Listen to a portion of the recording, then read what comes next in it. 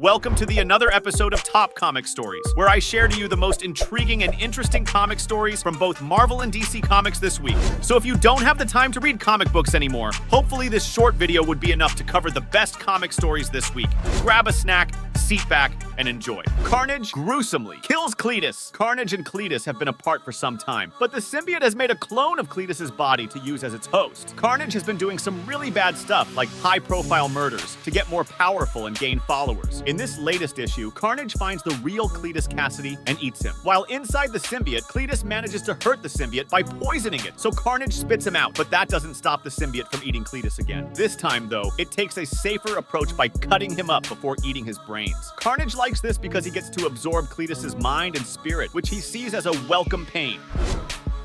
You wouldn't expect who Superman teamed up with. In Action Comics number 1062, Metropolis is in trouble because of a spell Bizarro has casted. The spell turns everyone into Bizarros, causing chaos in the city. Superman does what he can to stop the damage, but it's wearing him out. As time goes on, the Bizarro effect spreads worldwide. Superman figures out that only Bizarro himself can fix this mess. So Superman decides to head to Gotham for some assistance. A mysterious figure appears from the fog. Superman now has to team up with someone unexpected, the Joker, who's somehow come out of the chaos with his sanity intact. This is why Darkseid should not be compared to Thanos. Superman and Batman find themselves in the Kingdom Come universe. There, they discover that the villain Gog plans to make the brainwashed Justice League fight Darkseid, with no one supposed to make it out alive. After defeating Gog, Superman and Batman realize he has the anti-life equation, Darkseid's ultimate goal. Yes, Darkseid arrived on the scene. This version of Darkseid is facing not just one, but two Supermen. He not only quickly deals with them, but also defeats Flash, Shazam, Wonder Woman, and Green Lantern in no time.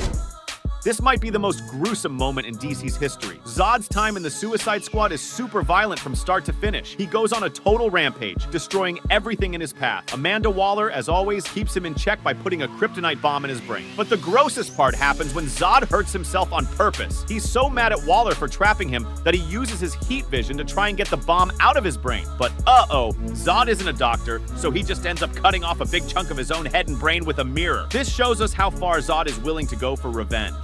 Blade, the vampire hunter, has a secret power that keeps him safe from mind control. Since the beginning of the series, Blade has always overpowered anyone trying to take over his body. We see this first when he stands up against Lord Dido's attempt to possess him. It really ticked him off. Now in Blade number 7, Blade uses this power against a monster who's taken over a kid. Blade offered himself as a replacement for the kid's freedom, which the monster gladly accepted. The monster even considers Blade to have more power than him. He can also resist this monster's mind control and even tricks it into thinking it has control over him. This shows how strong Blade's new ability is.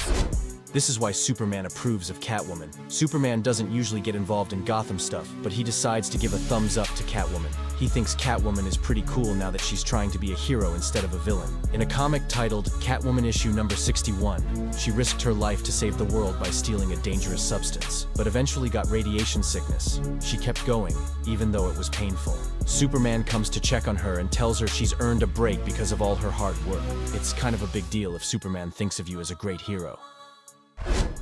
You wouldn't believe Wolverine's secret weapon. As the intense battle between Wolverine and Sabretooth heats up in the Wolverine comics, Marvel has revealed a new weapon Wolverine will use to try to defeat Victor in the Sabretooth War. In Wolverine number 49, Logan will show off his new Adamantium armor, made by mutant inventor Forge. Even though Logan seems to have lost his powers, he'll have to wear this armor if he wants any chance of beating his crazy enemy Sabretooth. Wolverine and Sabretooth have been enemies for years, but Sabretooth's recent attacks on Logan's friends, like brutally killing Quentin Quire and Akihiro, are really terrible. This pushes Wolverine to fight even harder against Sabretooth.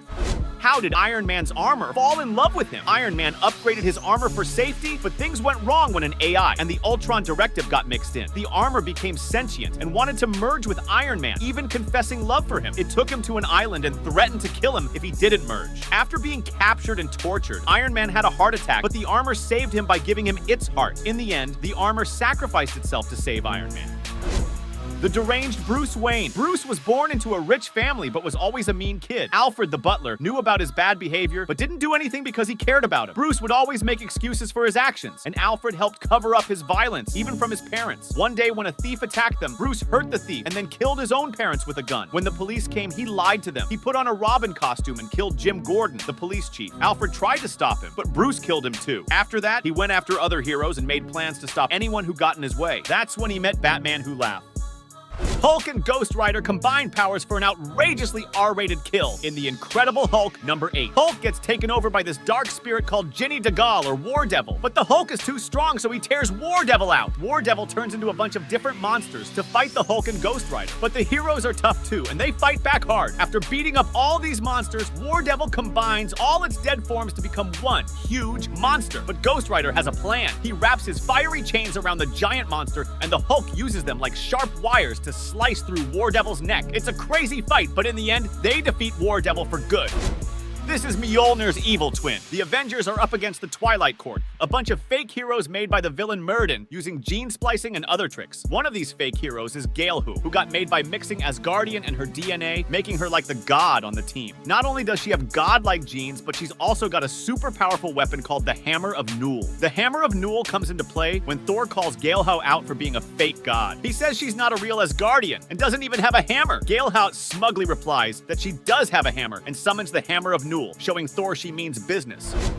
Captain America's shield gets a magic upgrade. When Captain America goes up against the toughest super soldier he's ever faced, he gets a big upgrade to his shield, which finally helps him fight back. In the 6th issue of Captain America, he's been having a tough time with the Emissary, who can shoot demon fire that makes Steve's shield too hot to hold.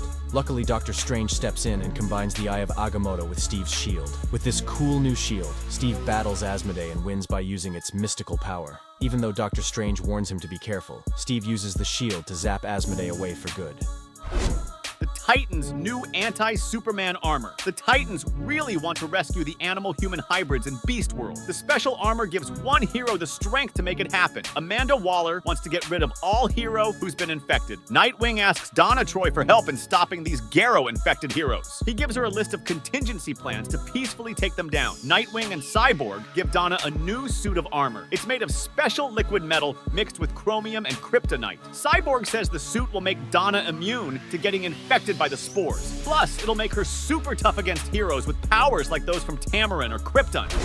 This is why vampires should never mess with Superman. In Superman issue 180, Clark, Lois, and Jimmy go to Europe for an assignment to interview Count Dracula. They want to show the world that his people aren't bad, but Dracula hypnotizes Lois and takes her away. Luckily, Superman comes and saves her from the monsters. Everything seems okay the next day, until Clark finds out the wine bottles are filled with human blood. Dracula then shows his true plan to get Superman. He knows that whenever Lois is in trouble, Superman comes to help. Dracula hypnotizes Superman and tries to bite him, but he forgets that Superman gets his power from sunlight. So, when Dracula bites him, he turns to dust.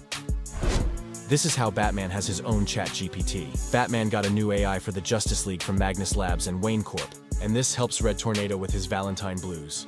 In a Valentine's Day story called Robots Are Red, Androids Are Blue, Batman makes a new AI called Bat-GPT, which starts feeling emotions, especially for Red Tornado.